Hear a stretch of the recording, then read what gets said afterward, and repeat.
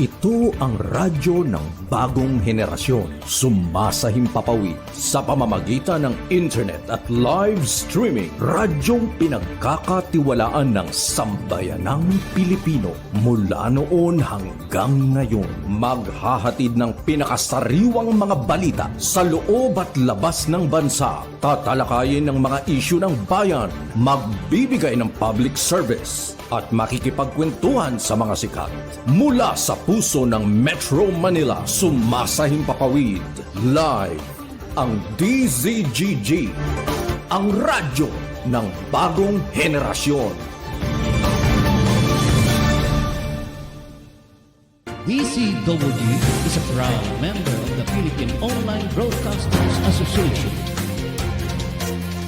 Mga masugid naming tagapakinig at taga-subaybay, matutunghayan at mapapakinggan natin ang programang pinamagatang Mga Lihim na Kalatas tuwing linggo ng gabi. Layunin ng Lihim na Kalatas ay makapagbahagi ng mga kwento ng buhay ng bawat tao at makapagbigay ng inspirasyon. Maaari kayong magbigay ng mga reaksyon, kuro-kuro o suwestyon. Tulungan natin ang mga nagbahagi ng kanilang mahalagang kwento o istorya na magkaroon ng katahimikan at masagot kahit papaano ang mga katanungan sa kanilang isipay gumugulo. Maaari tayong makatulong sa pamamagitan ng inyong boses at komento. At ito ay pangungunahan ng ating tagapagsalaysay na si Miss Tani Capiral. Atin siyang makakasama tuwing araw ng linggo sa ganap na 8:00 ng gabi. Subaybayan at pakinggan natin ang mga kwento ng buhay at sa inyo ng DZGG. Inyo ito, dito, kayo ang bida. Sa programang katulungan ng palaman upang mga naggawa, pagkapakaso at mamamahal sa barangay. Ang programang barangay ay kinalahan ng mga proyekto at pagpapagawa ng mga bagong programa sa barangay. Makikilala din dito mga opisyal na naglingkod at naghahangad magserbisyo sa barangay. Kaya, halina kayo, mga kabarangay, manood at kilatisin natin ang ating mga opisyal ng barangay. Samahan sina Rolly Bonion at Boyet Guillermo sa kanilang 1 oras na programa mula 11:00 ng umaga hanggang 12:00 ng tanghali, tuwing Lunes hanggang Biyernes. Barangay in Action! Narito na ang mga pinagpipintagang host ng programa. Balitang Pilipinas Worldwide! Programang siksik na balita, komentaryo at serbisyo publiko. Ang mga balita ay tatalakay ni Boyet Guillermo, magbibigay ng puro-puro at paglilinaw sa likod ng mga balita na nagmumula sa sikat na tao. Sa bahagi ng Balitang Pilipinas Worldwide, hindi mawawala ang serbisyo publiko para sa mga kababayan na nangangailangan ng tulong. Balitang Pilipinas Worldwide. Narito ang kapagating balita si Boyet Guillermo.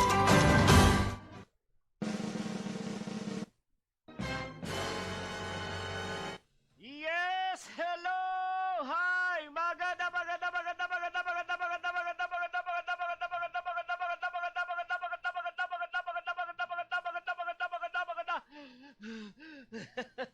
Magandang hapon po, Luzon, Visayas at Mindanao. At sa iba't ibang dako ng mundo na naaabot po ng Balitang Pilipinas Worldwide. Ayan, magandang hapon sa ating mga kababayan na mga OFW sa iba't ibang dako ng mundo.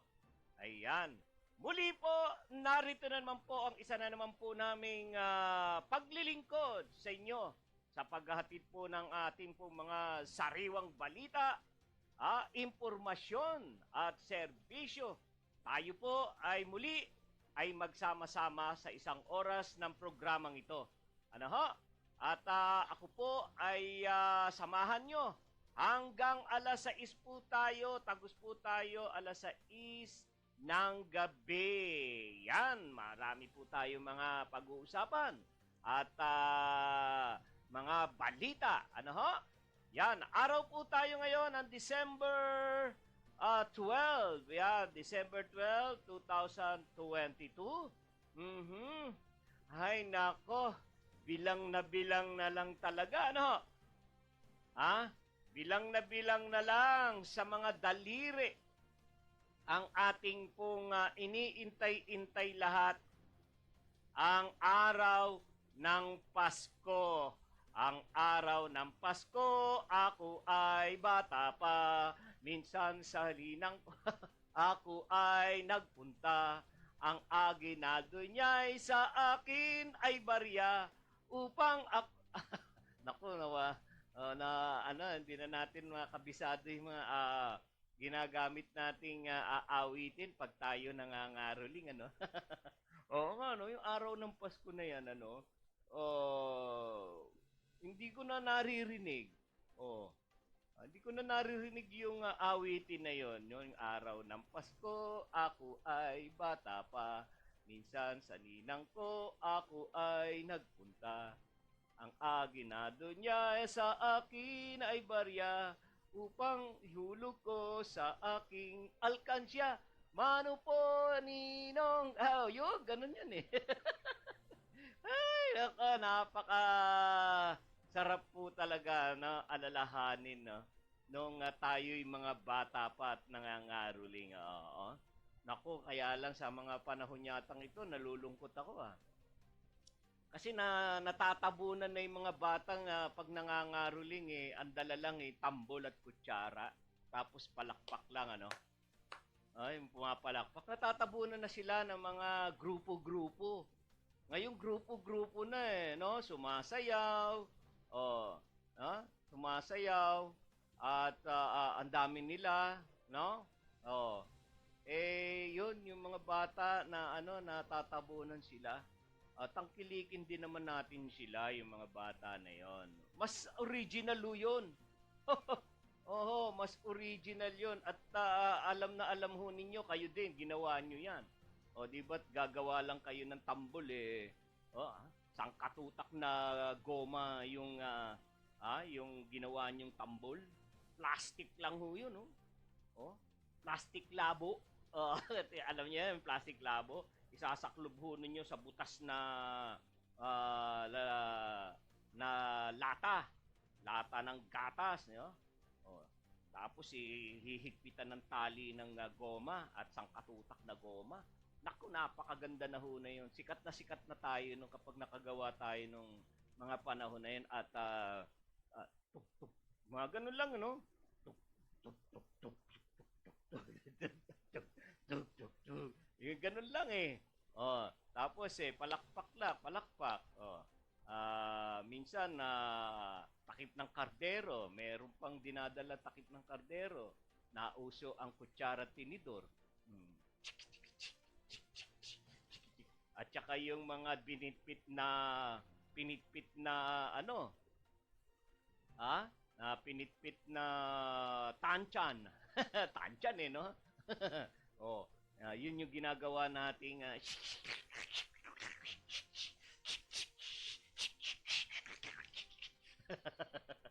di ba? Katalo na. Katalo na. Buo na ang isang grupo. 4 na miyembro ng mga nangangaroling. Ayos na. Ngayon dami. Kaya pag marami yung nangangaroling sa iyo sa bahay at isang grupo yan, sabihin natin mga 20 katao yan. Ako, mahina ang dyan. Mahina ang 100 dyan. 20 katao yan. Alangan naman ho na, bigyan mo ng 100, 20 katao, magkano lang ang paghahatian nila. May manager pa ho yan. Kawawa naman si manager. Siya ang nagpagawa ng siya namuhunan. Nagpagawa ng uniform. Siya namili ng uniform sa Divisoria. Pagkatapos bibigyan mo lang ng 100 piso, 20 katao sila. Di ba? Mahina. Kaya ngayon samantalang yung mga bata barya lang. Masaya na ang mga bata, barya lang. Lalo na't yung barya na yan, sinamahan mo ng candy. Ay, naku naman talaga. Tuwan-tuwa ang mga bata. Mhm. Ah, may chocolate. O lagyan mo ng isamahan mo 'yan ng ano ba yung chocolate na mabili noon? Yung choknat. Oh, choknat. Oh, yan Samahan mo lang ng choknat 'yan eh. Hmm. Carly Tops. Ayan. Oh, yung mga chocolate na kudradong maliliit na ganyan, hindi ba? Oh, oh. Iba't ibang rapper, rapper. Iba't ibang rapper iba't ibang kulay yung rapper. Naku, tuwan-tuwa ang mga bata. Oo. Kaya yung mga bata, wag nyo nating itataboy habang nangangaroling. Oo. Imagine sabihin mo patawad. Wala ka namang kasalanan, patawad. Ano? Wala ka namang kasalanan, patawad. At saka yun nga may barya lang 'di ba? Pagkakait pa natin sa mga bata. Samantalang ang Christmas ay para sa bata. 'Di ba? Yaan ay pagsilang. Ayan. Pagsilang po ng ating tagapagligtas. Yan ang ating Panginoong Jesucristo. Kung kaya nga 'di ba, may tatlong mago. Oo, tatlong mago, tatlong hari na nag-alay sa kanya ng aginaldo, 'di ba? Hmm. At nakita rin natin merong yung bituin. Na kung saan itinuro ng bituin kung yung sinag ng bituin kung saan isinilang ang Mesiyas, di ba? Ang ating tagapagligtas. Kung kaya't natuntun ng tatlong hari ang ating Panginoon at nag-alay sila ng aginaldo. So, hanggang sa ngayon, simula noong yan ay nalaman natin, ayan, taon-taon na tayo. Taon-taon na nating ginagawa. Di ba? Oh. Ang ating Panginoon, hindi lang sanggol ng ngayon. Oo. Siya ay lumaki na. Oo, ha? May edad na ang ating Panginoon. Ha? Alright. So, yan. Ang diwa ng Pasko, una ay pagbibigayan. So, ang pagbibigayan, hindi lang material, pagkat iba't iba yung binigay na aginaldo, May material, may mga bagay, at may pag-ibig. Yan. Pati, siyempre, pagpapatawad. Pagpapatawad, andyan. Yan binibigay ng ating Panginoon. Ang pagpapatawad. Sa Pasko, yan ang dapat nating ibinibigay pag-araw po ng Pasko. Ano ho? Okay? Alright. So, mga bata, huwag kayong malulungkot. Sige lang. Oo, tapat lang ho kayo sa tapat lang ho kayo sa mga bahay-bahay. Kantahan nyo. Sige, mangaroling kayo. Medyo anuhan lang. Buuin nyo yung kanta. Minsan, hindi nyo hindi nyo binubuo Ngayon mayroon akong napansin namamasko po. Namamasko na agad, wala pang kanta. Ganun na lang agad, parang wag kayong tatamarin. Kahit wala sa tono ang kanta, basta kantahin ninyo at buuin. Yan, para mabigyan nyo rin ng kasiyahan. Kasi, mga bata, ang pangangaroling, ang tawag din dyan ay panghaharana. Oo, hinaharana mo yung bahay na tinapatan mo. Yung tao doon, yung mga tao doon sa bahay na tinapatan mo. So, siyempre, ang harana, kung napapanood mo sa TV, ang mga panghaharana ng tanungin mo sa tatay mo kung paano siya mangharana sa nanay mo. Yun. Binibigyan binibigyan ng buhay, puso, ang kanyang pag-awit, pinararamdam ang kanyang pag-ibig. Kung kaya't pinagaganda ang awitin para mabighani si nanay. Ganyan ang ginawa ng tatay mo. Kaya ikaw, gandahan mo din. Oo, gandahan mo ang awit. Oo, bigyan mo ng buhay. Oo. Hindi na kailangan na masyadong napakaganda ng boses. Okay lang yan. Okay lang yun na hindi na kailangan masyadong basta't bukal sa iyong kalooban na yung ginagawa mong panghaharana. Yan, ha? Hindi ka napipilitan, hindi ka nahihiya sapagkat kaya ka nang haharana dahil araw ng Kapaskuhan. Oo. Pasko. Alam na ng mga tao 'yan. Alam na 'yan nila. Ha? Kaya 'yan, wag na lang kayong dadayo sa mga malalayong lugar. Para kayo naman ay hindi mapahamak. Yan na lang sa inyong mga barangay. Malapit lang, na lakad lang, hindi na kailangan mamasahe. At tsak yun. Mga kapitbahay nyo naman yan, tsak yun, bibigyan kayo dyan. At huwag nyong kakaligtaan.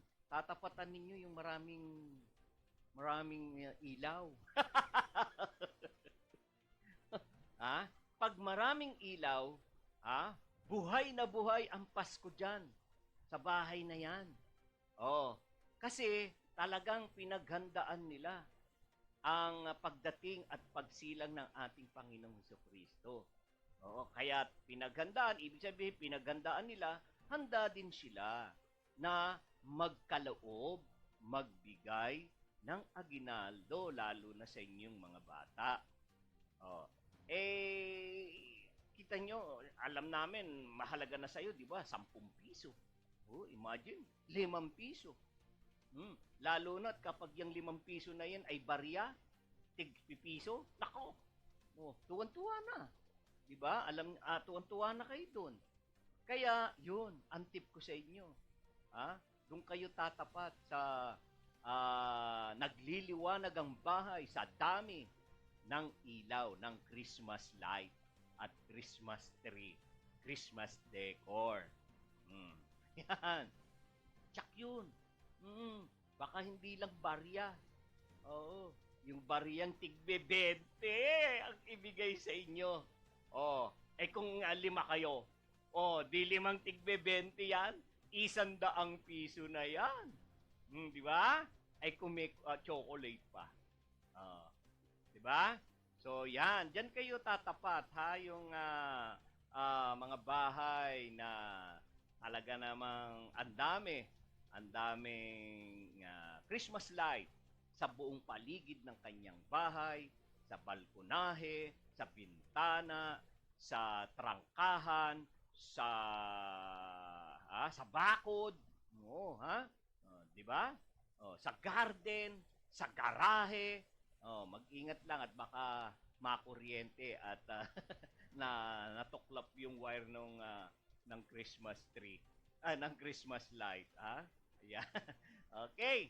So, tayo muna. Ayan, si paring Crispin Lambayan. Gandang hapon po sa ating lahat sa DCWG. Bumabati si paring Crispin Lambayan. Yung iba, hindi naman nagko-comment, hindi tuloy mabanggit ang kanilang pangalan. Alright. Okay. So, dako na muna ako, no, sa ating pong pagtalakay po sa ating po mga nasa likod ng balita. Bigyan po natin ng pansin ito pong consolidation ng PUB. Ito ho yung tinatawag po na PUB Modernization Program. Yaan ay talaga hong nanindigan na ho ang ating Pangulong Bongbong Marcos na hanggang December 31 na lamang po ang deadline para po ang mga jeepney, passenger jeepney ho natin makita nating konbinyente, maganda, malinis, ano, hindi naman ho kinakailangan bago eh. Oho, kondisyon ang sasakyan, ang pampasaherong jeep, ano ho, yun ho ang gusto ho ng ating pamahalaan. At sinabi rin ho na hindi ho ipe-phase out. Oho, kasi alam na ho ng ating Pangulo ang ating jeepney, tatak na ho ng mga Pilipino. Tatak yan ng Pilipinas. Kaya hindi ho ano ni Pangulong Bongbong Marcos na yaan ay mabura na sa atin. Hindi po pwede yun. Oo, noong araw pa yan eh. Oo, ang kanyang ama ay may mga panahon ng kanyang ama. Tayo rin naman ang panahon din ng ating mga lolo. Lolo ng lolo natin, ang lolo ng lola. Ano, inabot na yan at nung araw nga ang pampasaherong jeep natin dalawahan lang. Dalawang magkaharap lang. Di ba? So, habang tumatagal, humahaba siya. Dahil paparami ng paparami ang tao at papamarami ng paparami ang pasahero. Kaya humaba. So, hindi ho, ayaw ho ng Pangulo na i-phase out yan. Ang nais lang ho ng ating pamahalaan ay mapaganda. Kasi naman ho hindi ho natin maintindihan eh. Oo, no? Ang hirap po intindihin bakit po ba ayaw pagandahin. Wala ho, ang dami pa rin ho natin nakikita sa lansangan na tingnan nyo, nakakasira ng kalikasan ang inyong mga tambutso. Hindi ninyo napapaayos. Patuloy pa rin ho kayong nagbubuga ng maitim na usok. Nakakasira ho ng kalusugan ho yan eh, yung usok. Lalo na kapag bumuga yan at pumapasok sa loob ng jeep at andun ang inyong pasahero. Tingnan nyo. Di lahat kayo nangitim dyan. Ano? Habang bumabiyahe, ang ingay-ingay ng mga tornilyo ng hawakan ng jeep. Ang bubong. At pag umulan, ayan na, tumutulo ang loob ng pampasaherong jeep. Kung minsan bumabiyahe sa gabi, wala ng headlight. Napakadelikado ho. Hindi ba ninyo naiisip yan, mga driver, mga operator?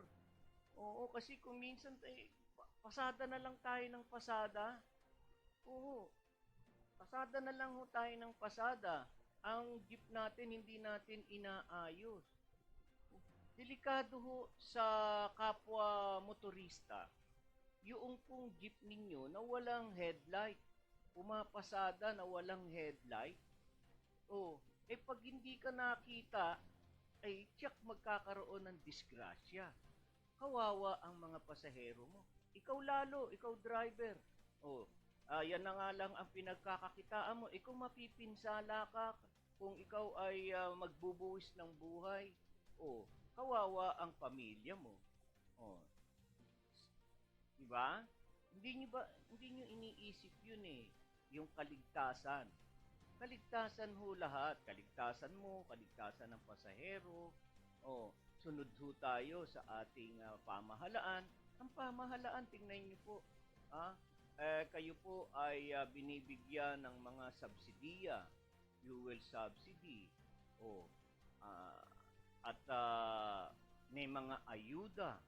Tingnan nyo. Ano ho? Kayo ang pangunahin na nakakatanggap ng mga magagandang programa ng ating ng ating pamahalaan. Tapos, andyan, magmamatigas pa ho tayo at gagawin natin, pahihirapan din ho natin yung ating mga pasahero. Ayan, iisipin natin, nagmamatigas tayo. Isipin natin, mag-aano tayo, mag-i-strike tayo. Imagine, mag-i-strike ka. Oh, sino nawalan sa pag-i-strike? Hindi nawalan ka ng kita. Oh, samantala, ang pinaglalaban ay kinokontra nyo yung modernization. Bakit po kontrahin? Pinapaayos lang yung inyong sasakyan, pagandahin ninyo para kaaya-aya naman sa paningin at sa pagtangkilik ng ating mga pasahero. Oo. Wala ho tayong makitang masama doon eh. Wala po tayong makitang masama. Ayan na. So, may deadline na. May deadline na. Kayong bahala. Sige kayo. Kayo ang nagmamatigas sa pamahalaan. Hindi naman ho kayo inaalisan ng pagkukunan ng kita. Oo. Hindi naman ho inaalisan kayo ng pagkukunan ng kita. Gusto lang ho ay mapaayos, gumanda ang inyong mga pinagkakakitaan. Yung inyong pinapasada. Dapat ho ganun ho naman talaga dapat diba? Kaya nga yung iba dyan may mga iba naman din talaga dyan na gustong-gusto na ang kanilang pampasaherong jeep talaga namang todo borloloy. Ang ganda-ganda. Kaya malakas ang biyahe, malakas ang kita dahil hindi ka nga nawawalan ng pasahero dahil ang ganda na sasakyan mo malinis Ang sarap, nakakapag-relax. Oo, may sound ka dyan na katamtaman ang lakas at ang tugtog mo dyan ay nakaka-relax. Hindi yung mga rock dyan. Ano, di ba? Kami nung araw ganyan. Nag-aano lang ho kami. Wala naman kaming pupuntahan. Ang tawag lang ho namin round trip lang sound trip pa Nagsa-sound trip lang kami kasama mo ang kaibigan mo, chikas mo. Kami noon. Kasama kami, chikas. Round trip tayo at sound trip tayo. Jeep.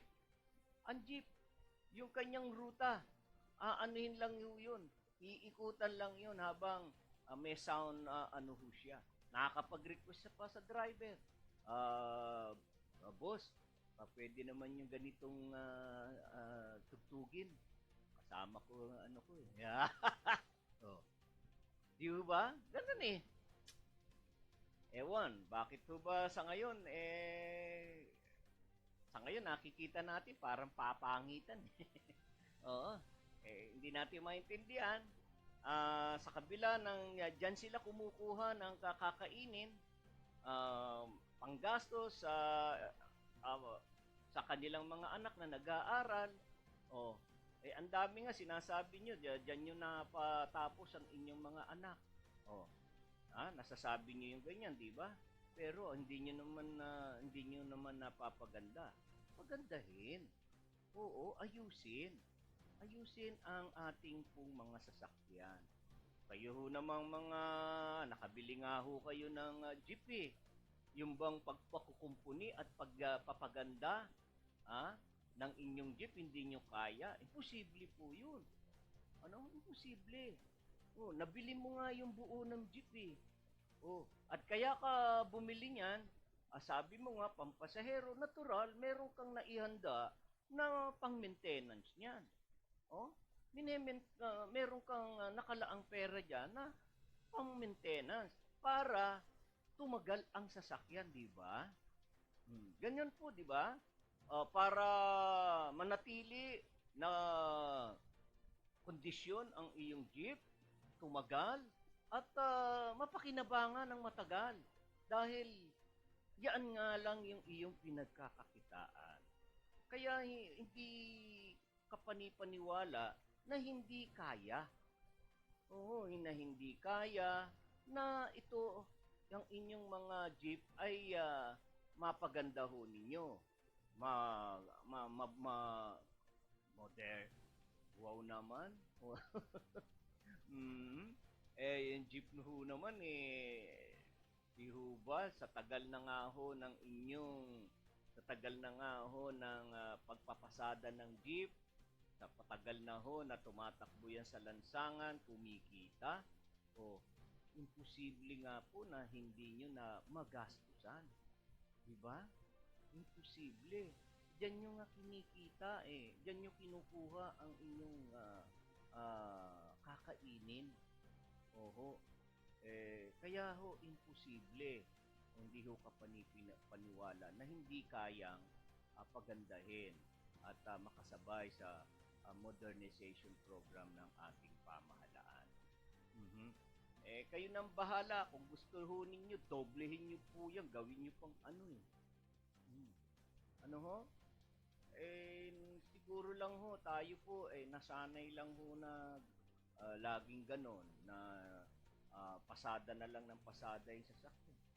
Maawa tayo. Maawa, sana, yun, no? Maawa tayo dun sa jeep natin na hindi porke ho yaan ay walang buhay. Dapat ho, di ba, minamahal ho natin, di ba? Kahit walang buhay yan. Pero yaan ang nagbibigay ng buhay sa iyo. Unfair po tayo. Kung tutuusin, unfair po tayo. Imagine, pinagkukunan natin ng kabuhayan, ng buhay, ang mga pampasaherong jeep natin. Pagkatapos, hindi natin sila mahalin. Ano ho? Bigyan din natin sila ng buhay. Oo. Ano ho yun? Yun. Yung pagpapaganda nga ho. Ano ho?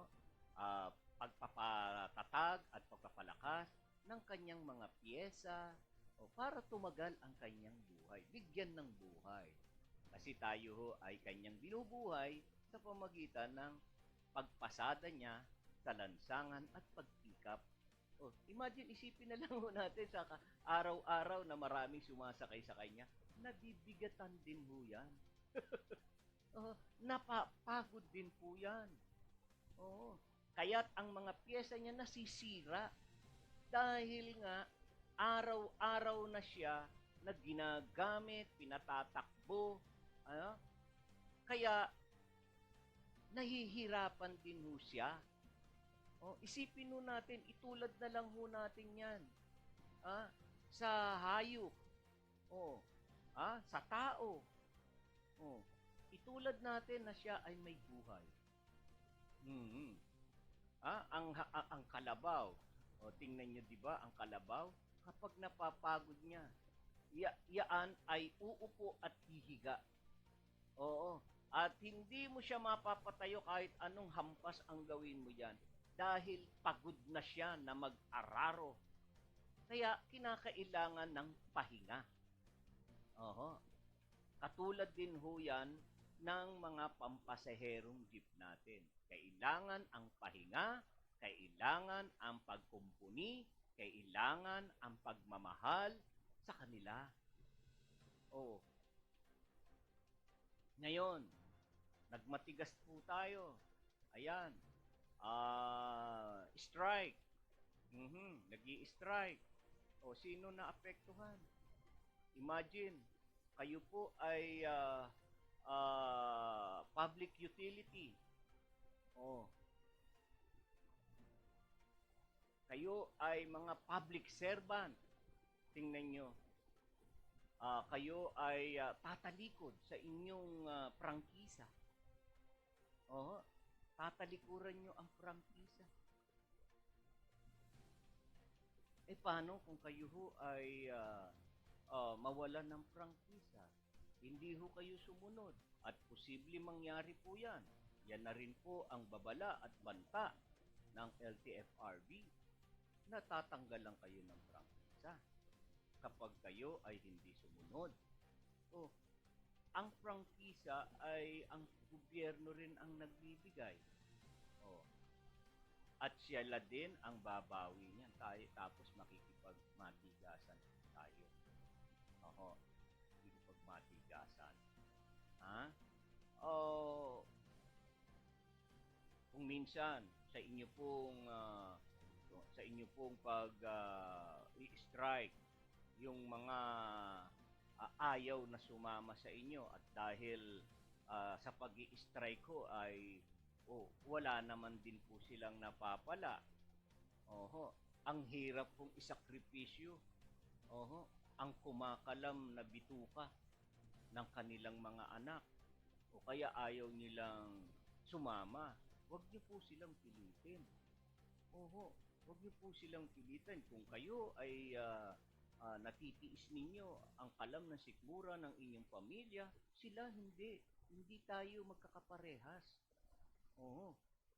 At aawayin nyo sila na sila ay pumapasada. Gusto ninyo makisama sa inyo. Mahirap makisama. Kasi nakasalalay ang tiyan. Ang kumakalam na tiyan ng inyong mga anak. Mahirap. Hindi ba? Kaya mag-isip-isip po tayo. Mag-isip-isip po kayo na sa gagawin po ninyo. Sa gagawin po ninyo. Sayang. Oo, maraming masasayang na kita. Maraming masasayang kung kayo ay 3 araw mag-i-strike. Imagine, sabihin natin sa isang araw kumikita ho kayo ng 1,000 na lang. Sabihin ho natin. Di ba't napakalaking bagay ang 1,000 na yan? Ang dami na hong mapapaggamitan sa pamilya. Ang baon ng inyong mga anak. Ang baon, ang pambili ng mga project ng inyong anak. Di ba? Nakakalungkot na yung bang, tay, lalapit sa iyo anak mo, tay. Kailangan na pong yung mga kaklase ko po, meron silang mga project. Ako ho, wala akong project mababa na ho yung grado ko. Ito na lang ho yung pagkakataon ko na makapagsumiti ng project para makabawi yung aking grado at maipasa ko yung aking pong grade. Di ba? Kung tayo, yan, masasakripisyo lahat sa ating pong mali, sa ating pong maling desisyon na mag-strike.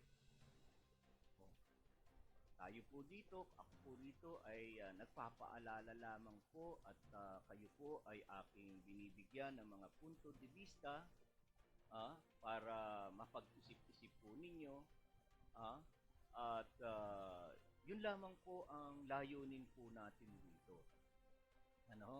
Ang layunin po natin ay magbigay linaw sa nalalabuang pag-iisip po ng ating mga kapwa. Ngayon, kayo po ang hari ng inyong sarili. Kung hindi naman po ninyo matanggap ang mga paliwanag ng inyong kapwa, ay wala naman po kaming magagawa. Kayo pa rin ho ang masusunod sa sarili po ninyo.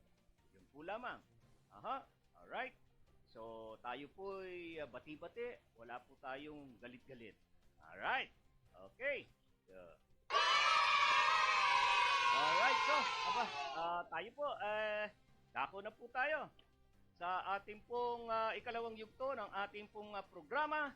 At bago tayo magpatuloy, at bago tayo umarangkada na sa ating mga balita, babatiin lang muna natin yan si Jose Banono from Malibay. Ayan, Pasay City. At si Maring Elena Ramos, good afternoon DZWG viewers, especially kay Paring Boyet. Yan. Salamat Maring Elena at Jose Panono sa iyong panonood. Huwag kaliligdaan na i-share ang programa para ang inyong mga kaibigan ay makapanood din at sila ay aking mabati. Sabihin nyo, mag-comment sila nang sa gayon lumutang ang kanilang pangalan at mabati ko naman sila. Alright! So, dako na po tayo sa ikalawang yugto ng ating programa at naririto na ang ating mga ulo ng balita.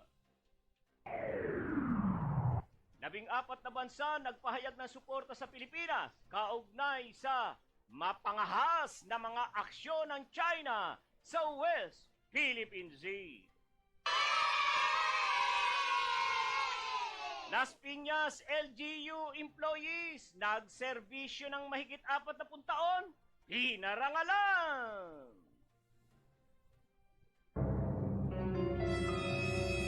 Pilipinas naghain na ng diplomatic protest at political protest laban sa China. China muling ibinalik ang mga floating barrier sa Scarborough Shoal.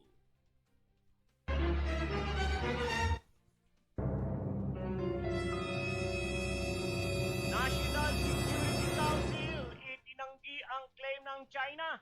May partipasyon ang US sa RORE mission ng Pilipinas. Gobyerno ng Pilipinas hindi dapat matakot at umatras sa China ayon sa isang senador. Let's get ready to rumble! Ngipin sa ngipin laban sa China, iginiit din ng isang senador. Pagdadagdag ng mga infrastruktura sa West Philippine Sea kasama sa 2024 budget.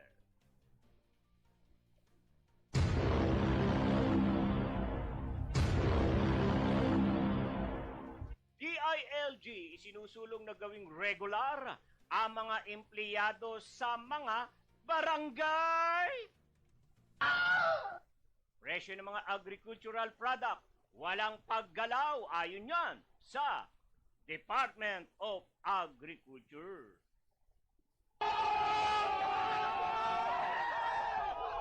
Sugarcane farmers dismayado sa pagbagsak ng farm gate price ng asukal. Oil price rollback epektibo ngayong araw.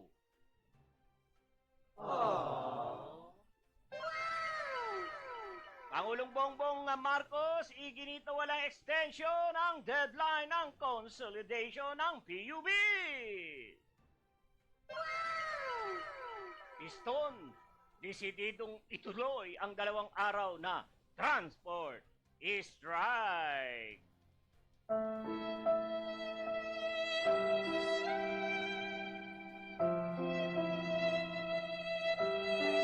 Israel at Hezbollah nagpalitan ng putok sa border ng Lebanon.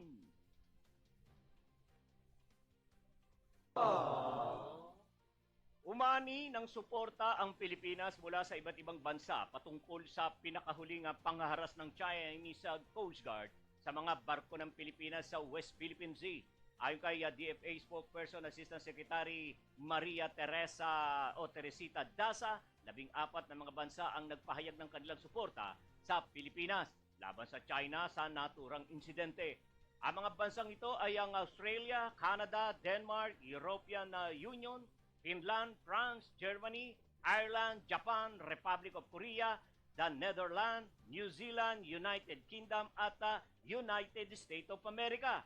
Ayon kay Daza, nababahala at nag-aalala ang mga bansang ito sa nangyari sa teritoryo ng Pilipinas. Inaasahan anyang darami pa ang mga bansang maghahayag ng kanilang suporta sa Pilipinas. DZGG. Kinilala at pinaralangan,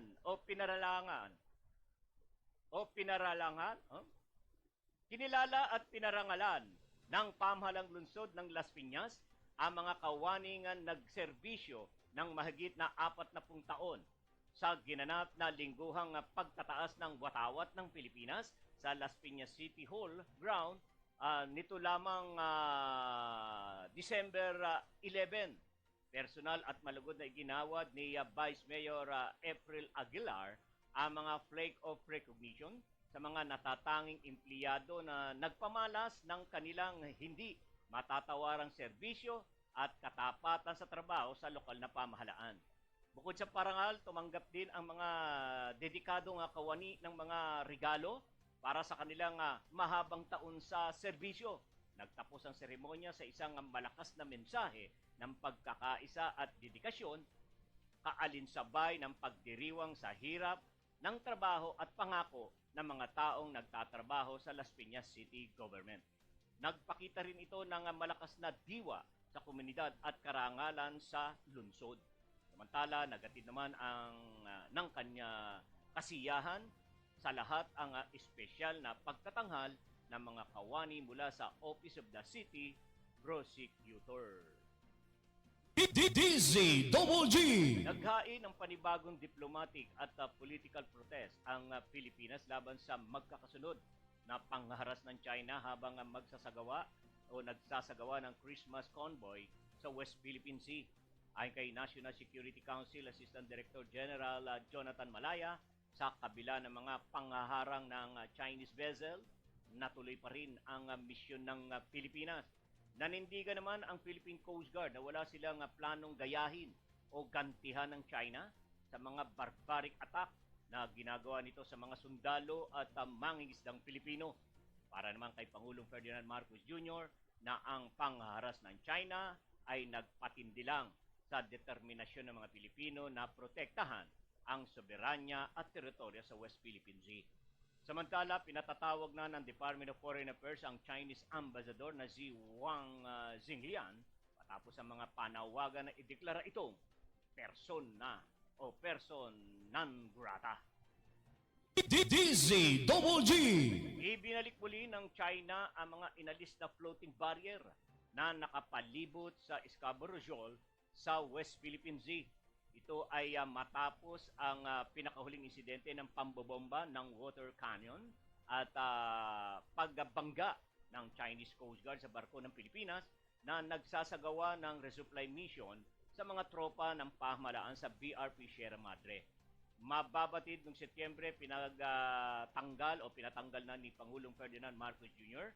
ang mga floating barrier dahil delikado ito lalo na sa mga barkong dumadaan sa West Philippine Sea. Natuklasan ng Philippine Coast Guard at ng Bureau of Fisheries and Aquatic Resources ang floating barriers na humadlang sa mga mangingisdang Pilipino na makapasok sa kanilang mga lugar ng pinangingisdaan. Ikinatuwiran ng China ang kanilang hakbang ay upang harangan ang isang BFAR vessel pagpasok sa tubig at sa lagoon nito. DZGG. Mariing itinanggi ng National Security Council na may partipasyon ang Estados Unidos sa naging resupply mission ng Pilipinas sa tropa ng pamahalaan na nasa barko ng Republika ng Pilipinas o BRP Sierra Madre. Sinabi ni NSC Assistant Director General Jonathan Malaya na walang basihan ang claim ng China na ginagatungan umano ng US ang probokasyon ng Pilipinas.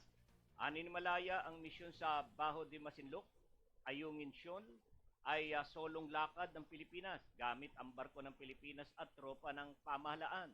Kasunod nito, hinimok rin ng opisyal ang China na maging maingat sa pagpapalabas ng mga statement ng walang basihan o ebidensya. DZGG. Umapila si Senator Grace Poe sa gobyerno at Armed Forces of the Philippines na huwag matakot at umatras sa pagprotekta sa ating mga teritoryo sa West Philippine Sea. Ayon kay Poe, ang panibagong water cannoning ng Chinese Coast Guard sa ating mga tropa habang nasa gitna ng humanitarian at resupply mission ay isang intentional o sinadya na pag-atake at ito ay malinaw na paglabag sa international law. Nabi ng senadora na mayroong mga nakasuportang like-minded na kaalyado ang Pilipinas habang patuloy tayong naninindigan sa ating lawful maritime rights. Ayon kay Senador Rapo, mas maigting makipag-ugnayan at makipagtulungan sa mga bansang kaalyado ng Pilipinas para ipursige tungo sa nagkakaisang pagpigil sa patuloy na pag-atake ng China. DZGG. Iginiit ni Senator Ronald Bato de la Rosa na dapat tapatan din ng mga armas ng China ang kagamitan ng Philippine Coast Guard o PCG. Aminado ang senador na tila nauubusan na ng opsyon ng gobyerno dahil ang diplomasyang pamamaraan na hindi naman gumagana sa China. Bukod dito, hindi rin natin kakayanin ang military option, lalo't sa barko pa lang ay kulang na ang Pilipinas. Suwestyon ni De La Rosa kung tubig sa tubig ang laban ay armasan din ng water cannon ang PCG dahil ganito naman ang ginagawa ng China. At kung laser naman anya ay dapat equip din o mayroong laser ang ating mga barko ng PCG. Punto ni De La Rosa, nagiging practical lamang siya sa kung anong pwedeng pantapat sa China at hindi naman maaaring palagi tayong umiiwas na parang daga na hinahabol ng meow. DZGG. Kasamang napondohan para sa 2024 national budget ang paglalakbay ng dagdag na infrastruktura sa West Philippine Sea. Sinabi ni House Committee on Appropriation Chair Elizalde Co na sa nasabing hakbang ay maipapakita ang malakas na presensya ng bansa sa lugar. Isa rin anya itong paraan upang maprotektahan ang mga teritoryo ng bansa at mga mangisdang Pilipino sa West Philippine Sea. Nagpahayag naman ng suporta ang halos lahat ng mga mambabatas ukol sa nasabing usapin. DZGG.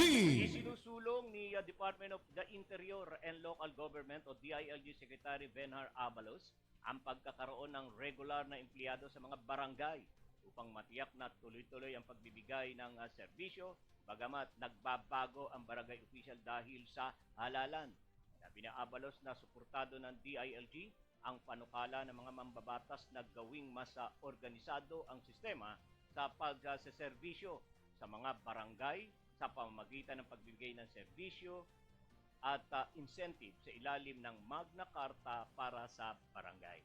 Sa ilalim ng panukalang batas, ang mga manggagawa sa barangay, kabilang ang lupon ay maaring makatanggap ng honorarium. Plano rin ni Abalos na makipag-ugnayan sa ilang mga universidad upang sanayin ang mga miyembro ng lupong tagapamayapa sa pag-aayos ng alitan at hindi pagkakaunawaan sa kanilang komunidad.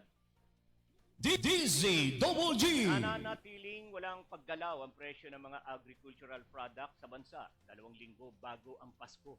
Ayon kay Department of Agriculture Assistant Secretary Arnel Dimesa, na tanging ang presyo ng tilapia ang tumaas ng 5 piso kada kilo. Hindi rin gumalaw ang presyo ng bigas na naglalaro sa mula 51 hanggang 52 kada kilo. Maging ang itlog na tumaas ang presyo noong nakaraang buwan ay naibebenta na sa 7.50 ang medium price na mas mababa ng 50 sentabo kumpara noong nagdaang mga buwan. Ilan sa mga dahilan ng hindi paggalaw ng presyo ay dahil sa pagtapos na ang harvest season at ang inaasahang pagdating ng mga import na bigas mula sa India. DZGG. Dismayado ang ilang sugarcane farmers sa pagsadsad ng farm gate price ng asukal mula sa 3,219 pesos na presyo ng 50 kilo o isang sako ng asukal noong nakaraang taon. Bumagsak ang presyo nito sa 2,500 o nasa 50 kilos. Ayon kay Manuel Lamata, presidente ng the United Sugar Producer Federation of the Philippines, lugi ngayon ang mga sugar cane na farmers. Pero sa kabila ng pagsasad ng presyo ng farm gate price ng asukal, nananatiling nasa 100 pesos sa bawat kilo ang presyo nito sa mga palengke. Paliwanag ng Department of Agriculture, Secretary Francisco Chu Laurel Jr., may mga isinasagawa na sila ngayong intervention para mabili ang mga asukal sa mataas na farm gate price at maibenta sa mababang presyo sa mga consumer. DZGG.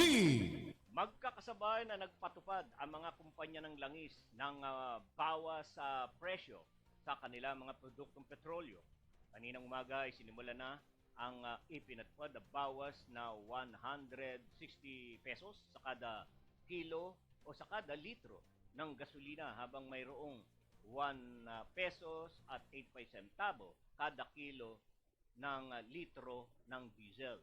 Nagtapyas din sa presyo ng kerosene ng 1.40 pesos sa kada litro ayon sa Oil Industry Management Bureau of the Department of Energy, na maaaring magkaroon ng oversupply hanggang sa pagtatapos ng taon ang itinuturong dahilan ng bawas presyo ng mga produktong langis. DZGG. Wala ng extension ang deadline ng consolidation ng Public Utility Vehicle o PUV na magtatapos sa December 31, 2023. Ito ang inihayag ni Pangulong Ferdinand Marcos Jr. sa kanyang official Twitter account matapos na makipagpulong sa transport official. Anya, nagdesisyon nila hindi palawigin pa ang deadline para dito. Sa kasalukuyan ay mayroon ng 70% PUV operators ang nag-commit at nakapag-consolidate na sa ilalim ng Public Utility Vehicle Modernization Program. Ayon sa Pangulo, hindi na magiging hadlang ang hindi pagsuporta ng ilang transport group para sa nasabing programa. Naniniwala ang Pangulo na ang pagsunod sa kasalukuyang timeline ay magbebenepisyo sa full operation ng pagsasamoderno ng public transport system ng bansa. DZGG. Desidido ang transport group na Piston na ituloy ang kanilang ikinasang tigil pasada mula December 14 hanggang 15. Nabi ni Piston President na Modi Floranda na layo na nasabing tigil pasada ay bilang pangontra sa December 31 na deadline ng PUV consolidation. Inaayawan nila ang nasabing hakbang dahil sa pangambang mawawalan sila ng pangkabuhayan. Oh, come on. Nananawagan din ng grupo sa Land Transportation Franchising and Regulatory Board o LTFRB na tuluyan ng alisin ang PUV Modernization Program na papalitan ng mga traditional jeepney sa modern jeepney na nagkakahalaga ng 2.8 million piso kada isa. Umaasa din ng grupo na makikilahok ang ilang transport group sa ikinasa nilang tigil pasada. DZGG. Nagpalitan ng missile ang Israel Defense Force at Hezbollah sa border ng Lebanon. Ayon sa Israel na tinamaan ng kanilang fighter jet ang military site ng Hezbollah. Ang nasabing hakbang ay bilang ganti sa ginawang pag-atake ng Hezbollah mula sa Lebanon patungo sa mga IDF foes sa northern Israel. Patuloy naman ang pag-aabante ng mga tangke ng Israel sa Khan Yunis City sa Gaza. Dahil sa pinigting ng military action ng Israel, ay pinayuhan nila ang mga residente doon na lumikas na. Nagbanta naman ang Hamas na walang bihag ang makakalabas ng buhay sa Gaza hanggang hindi maabot ang prisoner exchange. Binahagi rin ni Israel Prime Minister Benjamin Netanyahu na maraming mga Hamas militant ang sumuko at sinabing ito ay simula lamang ng tagumpay ng Israel laban sa mga Hamas. DZGG. Alright, tatanggap tayo ng pagulat mula sa labas ng ating bansa. Death toll sa Gaza City. Lumagpas na sa mahigit 18,000. DZGG. Patrol Report. Si Dans Guillermo magbabalita. Sige nga, Dan, sa detalye. Mas lalo pang nadadagdagan ang bilang ng mga nasasawi na mga individual sa nagpapatuloy na kaguluhan ngayon sa pagitan ng Israeli Defense Forces at militanteng grupong Hamas. Ito ay mula pa noong sumiklab ang naturang sigalot sa pagitan ng dalawang panig noong nagsimulang umatake ang mga Hamas militants sa ilang bahagi ng Israel noong Oktubre 7 taong kasalukuyan. Batay sa pinakahuling datos na naitala ng mga kinauukulan, umakyat na sa mahigit 18,000 ang bilang ng death toll na naitatala kaugnay sa nasabing gyera. Mula sa naturang bilang ay aabot sa mahigit 18,200 ang pawang mga Palestinian na kinabibilangan ng mga kababaihan at mga kabataan, habang tinatayang aabot naman sa humigit kumulang 104 na mga Israeli soldiers naman ang mga napapaslang. Kung maaalala, bukod sa mga napatay ay kasalukuyan pa ring may 137 na mga natitirang bihag ang hawak ngayon ng Hamas na hindi nila pakakawalan hanggat hindi na ibibigay ng Israel ang lahat ng kanilang mga demands na may kaugnay naman sa pagpapalaya ng mga maraming Palestinian prisoners nito. Ito si Dance Guillermo nag-uulat para sa DCWG. Inyo ito, dito, kayo ang bida. Right, maraming salamat, Dance Guillermo. Okay, mga kababayan ko, mga ginigilo namin subaybay, yan po nagwawakas po ang ating po mga ulo, nagbabagang balita, na nakala po ng bulwagang balitaan ng DCWG Broadcasting ngayong pong araw ng Martes, December 12, 2023. Kaya't kami po ay wala na pong magawa kundi isara ang tabing ng ating pong palatuntunang Balitang Pilipinas Worldwide.